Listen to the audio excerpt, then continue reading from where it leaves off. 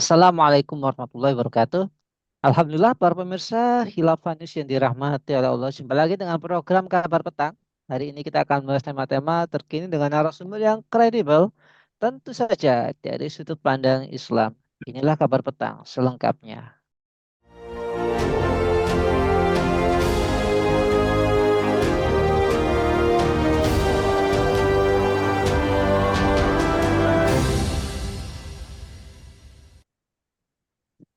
Pemirsa, tentunya kita sudah melihat debat capres yang terakhir. Ada tema menarik yang dibicarakan yaitu tentang hilirisasi tambang. Ya. Bahkan cawapres nomor 2 yakni Gibran Rakabuming mempertanyakan narasi yang disampaikan tim cawapres Muhaimin Iskandar terkait hilirisasi nikel. Nah, gimana proyek hilirisasi ini apakah bisa terjadi? Ya. Apakah ini memang dibutuhkan rakyat? Apakah nantinya akan menambah eh, kesejahteraan masyarakat? Dan apakah penerapan hilirisasi bahan tambang ini jangan-jangan tidak solutif, tidak memberikan solusi. Nah, hari ini kita akan membahasnya dengan seorang narasumber yang luar biasa, yaitu Bung Lukman Nur Rohim selaku analis senior Forum Kajian Kebijakan Energi. Assalamualaikum Bung Lukman. Waalaikumsalam warahmatullahi wabarakatuh. Gimana kabarnya Bung Lukman? Alhamdulillah sehat banget. Luar biasa Bung Lukman. Ini kan di debat kemarin itu tema tentang hilirisasi tambang ini sempat mencuat dan jadi perdebatan yang cukup signifikan. Ya. Nah, apakah memang eh, mau serius gitu ya untuk menerapkan program ini dari para cawapres ini, yaitu program untuk hilirisasi tambang. Dan apakah ini memang wajib dilakukan, Bung Lukman?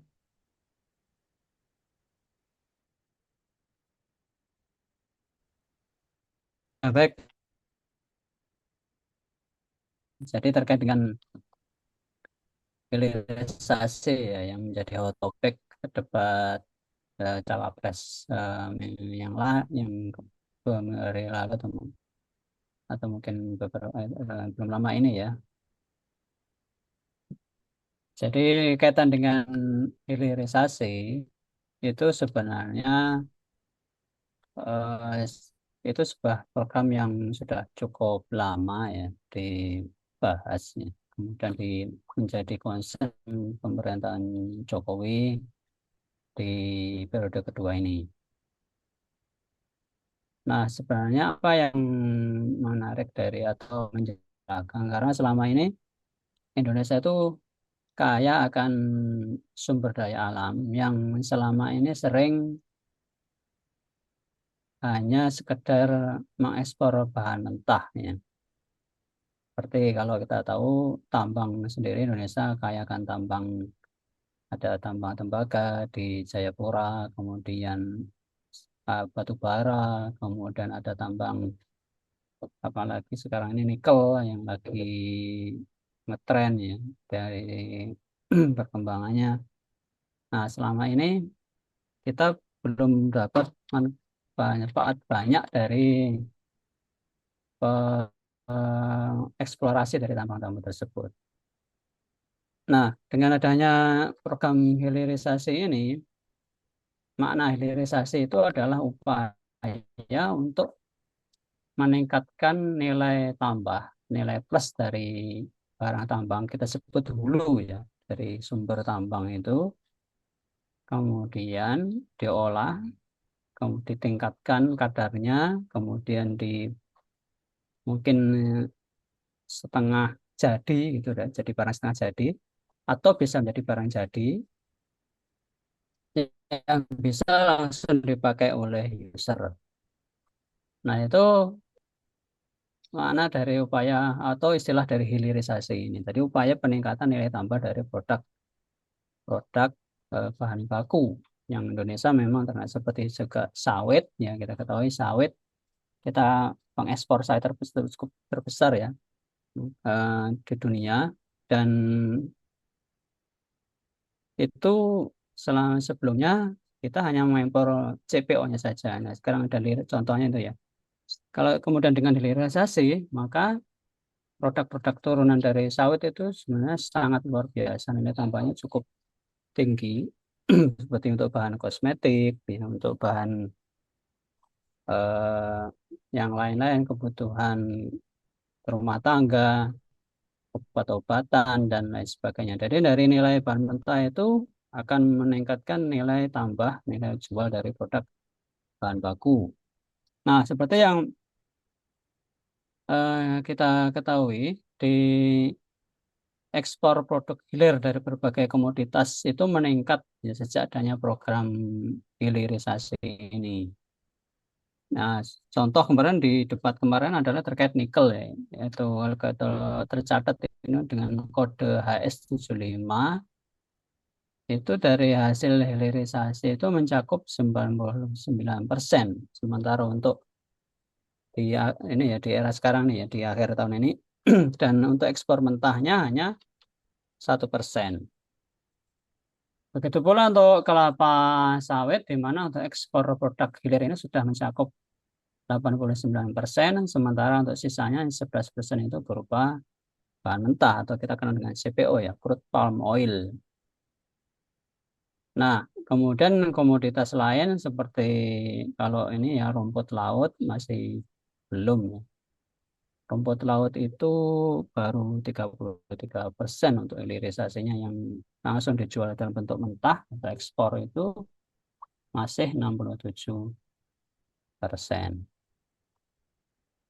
Jadi memang dan produk hilirisasi itu memang mau tidak mau harus kita lakukan. Jadi itu memang langkah strategisnya di dalam upaya meningkatkan produk ekspor kita baik komoditas migas maupun non migas, terkait dengan upaya nanti kalau memang benar-benar pemerintah serius ya ke sana. Tetapi sayangnya produk-produk hilirisasi di Indonesia itu tanda kutip ah, meskipun dengan jargon hilirisasi, sayangnya banyak tambang-tambang kita khususnya itu yang di tanda kutip itu menguntungkan pihak negara lain. Nah, nanti kita akan jelaskan itu kenapa sampai seperti itu. Demikian Bang Nanang. Iya, Bung Lukman. Jika memang ini menguntungkan, berarti Indonesia ke depan dengan hilirisasi ini akan menjadi negara yang maju. Nah, benarkah seperti itu? Terus kemudian bagaimana dengan tantangan internal di dalam negeri seperti korupsi, kemudian tekanan dari oligarki, ya, belum juga eh, hambatan eh, program pajak karbon dan transisi ke energi yang terbarukan. Ya, gimana cara kita menghadapi tantangan-tantangan seperti ini, Bung Lukman? Nah, ya baik, terima kasih Bang Nanang. Jadi program hilirisasi itu merupakan salah satu metode atau salah satu langkah saja ya dari beberapa langkah dalam rangka untuk tadi yang saya sampaikan meningkatkan nilai produk atau nilai tambah dari produk bahan baku atau bahan mentah. Dengan peningkatan itu otomatis terjadi upaya namanya kebutuhan untuk industri-industri pendukung pengolahan untuk meningkatkan tadi. Berarti nanti akan tumbuh industri pengolahan, akan tumbuh industri peningkatan bahan baku tadi.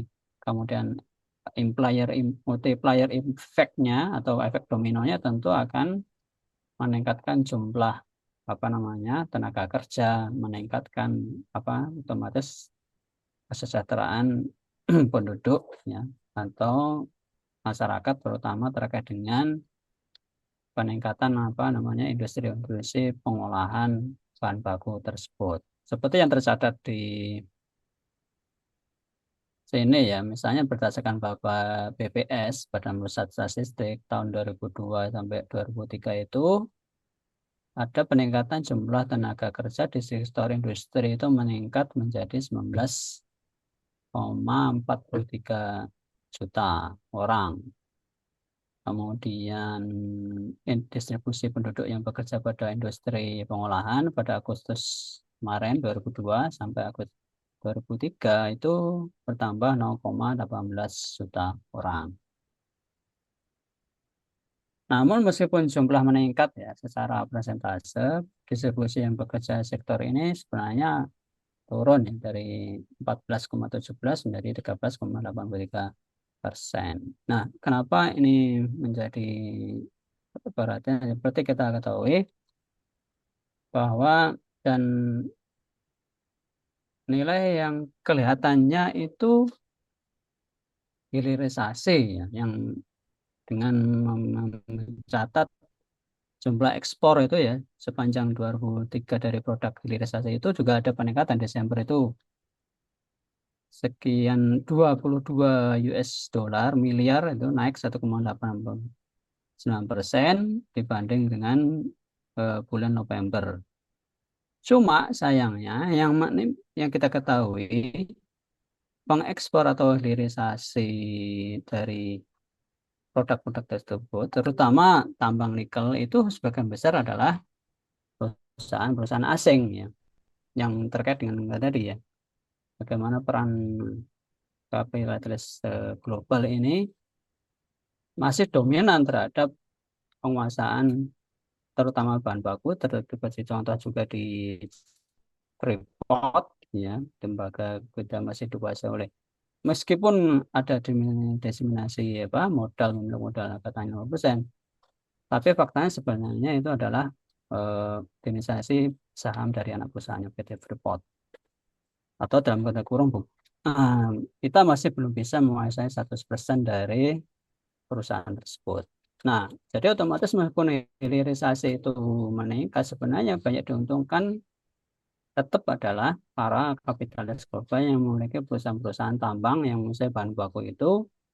Cuma sayang klaimnya ekspor itu di, diklaim oleh pihak penguasa sekarang sebagai salah satu prestasi ya peningkatan ekspor. Padahal laba ya kemudian keuntungan dan sebagainya larinya ya tetap ke perusahaan-perusahaan asing tersebut.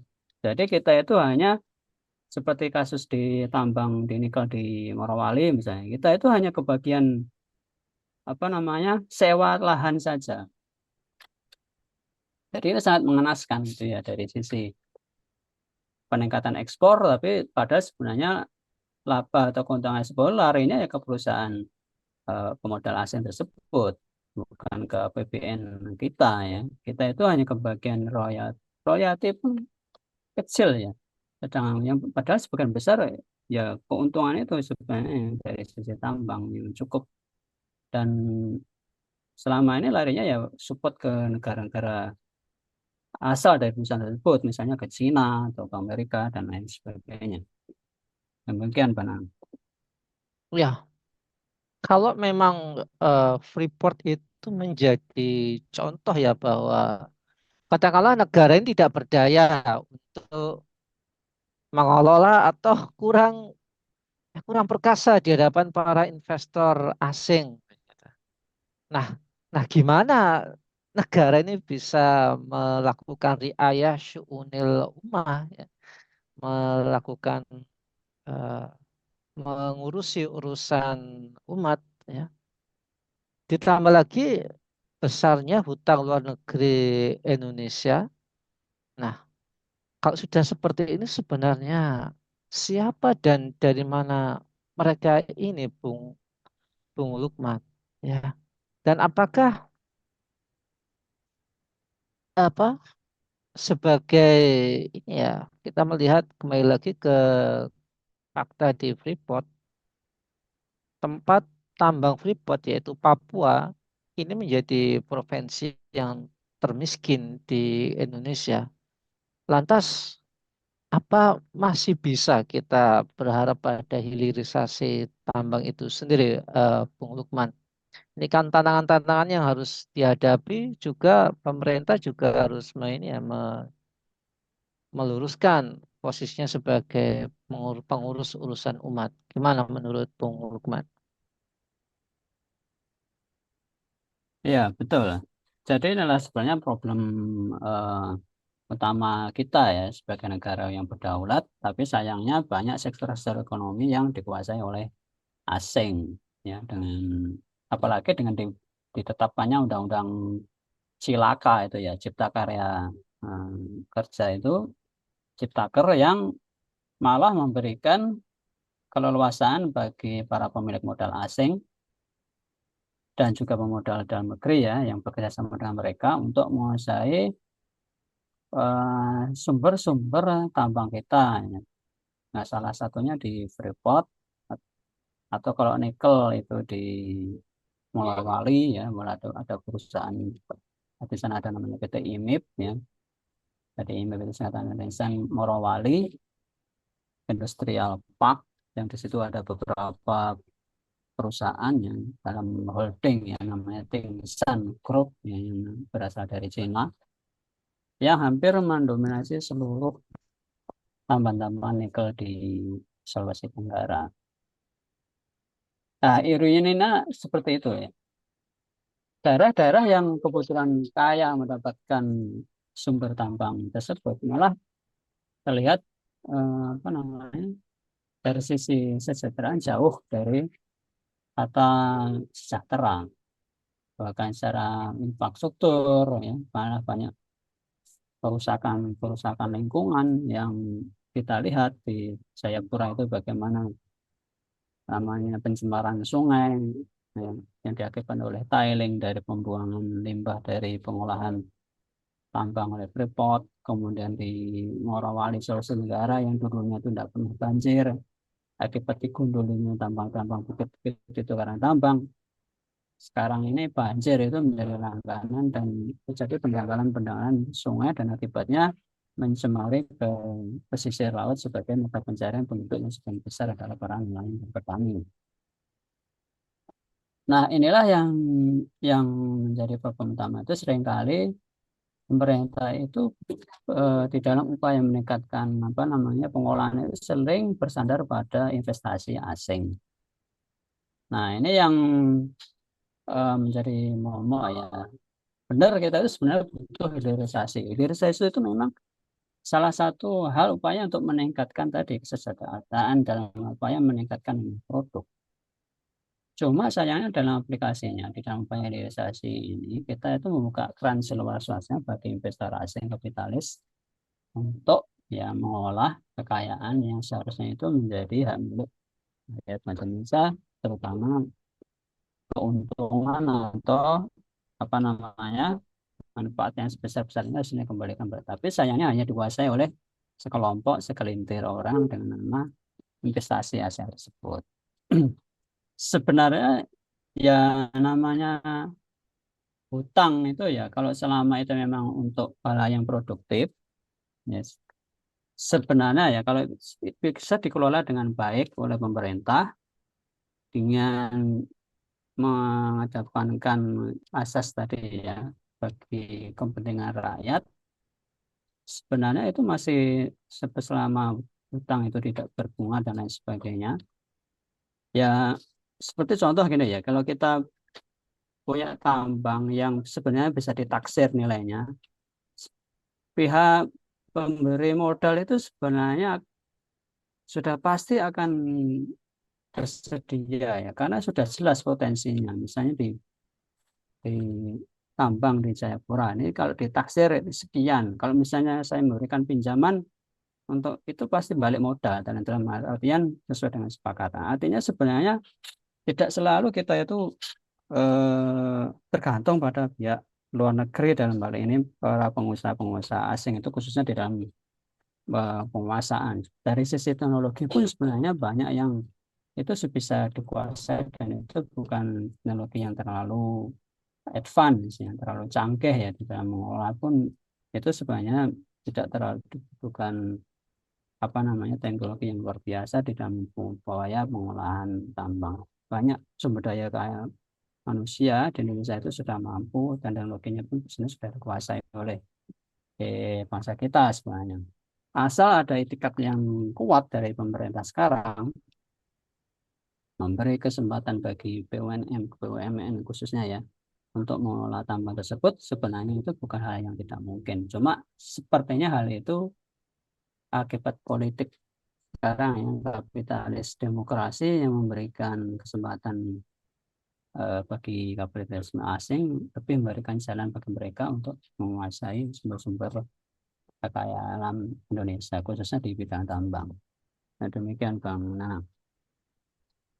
Baik, Bung Lukman. Nah, apakah memang ada misideologi? Ya, kok sepertinya begini salah, begitu salah. Kok sepertinya kalau kita kepingin melakukan hilirisasi ya harus menabrak sebuah tembok namanya kapitalisme global. Ya. Nah, lantas gimana menurut Bung Lukman cara untuk menyelamatkan aset-aset negara yang berupa sumber daya alam yang melimpah ini demi kesejahteraan rakyat Indonesia, Bung Lukman. Karena kita kan kepingin sejahtera gitu ya. Apalagi menjelang Hmm. ya 2024 ini menjelang pemilu. Tentunya kita berharap ada kepemimpinan yang baik, pemimpinan yang mampu mensejahterakan rakyat. Gimana, Bung Lukman? Iya, pertarungan ideologi itu sudah pasti ya. Eh, Kalau kita lihat sekarang ini bagaimana di dalam era sekarang itu ekonomi kapitalis, khususnya ideologi kapitalis ini begitu luar biasanya mencengkeram Indonesia yang sudah mengakar kuat ya di dalam kehidupan ekonomi khususnya yang mempengaruhi juga kebijakan-kebijakan politik terkait dengan dikeluarkannya undang-undang yang lebih banyak memihak para pengusaha, khususnya para pengusaha yang bermodal besar. Nah, memang di dalam namanya aja di dalam ideologi kapitalis ya pasti akan memberikan banyak kesempatan bagi para pemodal yang di dalam ekonomi kapitalis pertumbuhan itu ekonomi itu menjadi salah satu indikator dalam tanda kutip ya, kesejahteraan suatu bangsa. Sebenarnya itu kan suatu hal yang keliru ya. Kalau kita perhatikan pertumbuhan ekonomi itu kan tidak menjamin bisa terdistribusinya apa namanya kesejahteraan di setiap masyarakat khususnya terkait dengan kebutuhan kehidupan mereka. Nah, inilah seharusnya paradigma pengelolaan bahan baku ini yang selama ini dipegang oleh para pemilik kebijakan khususnya pusat yang selalu memberikan apa namanya bahwa seolah-olah tambang itu milik negara gitu ya. Kemudian bisa diberikan begitu saja ya kepada para pemilik modal asing bahkan untuk mengelolanya. Ini harusnya dirubah total dengan apa yang disampaikan oleh di dalam Islam khususnya ya. Karena ini adalah pertarungan ideologi, tentunya ideologi mana yang akan kita berkompetisi? Tentu ya Islam, tidak ada yang lain.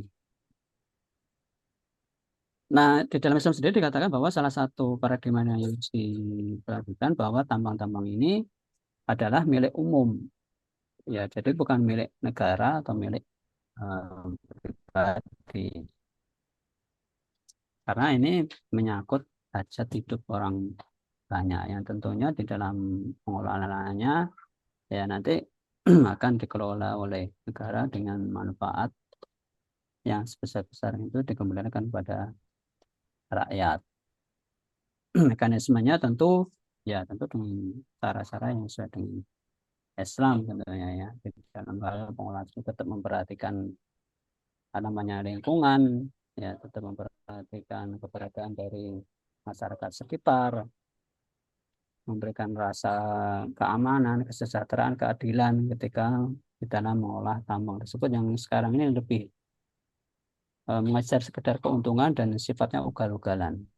Nah, ini harusnya paradigma di dalam mengolah tambang ini harusnya dirubah total ya. Selama ini mungkin negara seolah-olah memiliki tambang tersebut, ya harusnya dikembalikan ke apa yang Islam sampaikan tadi, bahwa tambang yang di mana itu menguasai hajat hidup orang banyak, maka itu adalah milik umum yang di mana pemerintah atau penguasa hanya sekedar mengelolanya saja, ya, tidak berhak untuk memilikinya, yang di mana nanti hasil pengolahan tersebut harus dikembalikan lagi atau keuntungannya harus dikembalikan lagi kepada rakyat atau pada pemilik eh, tambang atau kepentingan umum tersebut.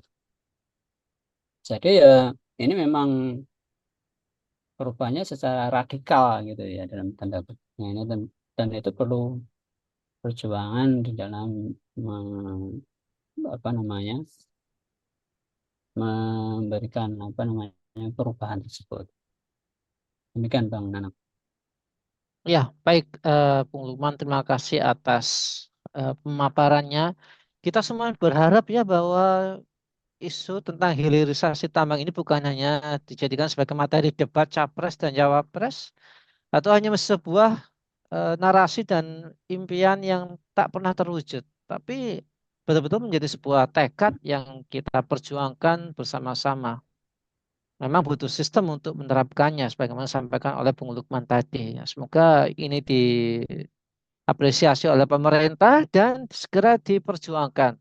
Baik, Bung Lukman, terima kasih atas pemaparannya. Semoga Bung Lukman keluarga senantiasa dalam perlindungan Allah dan keluarganya dijadikan keluarga yang sakinah mawaddah warahmah.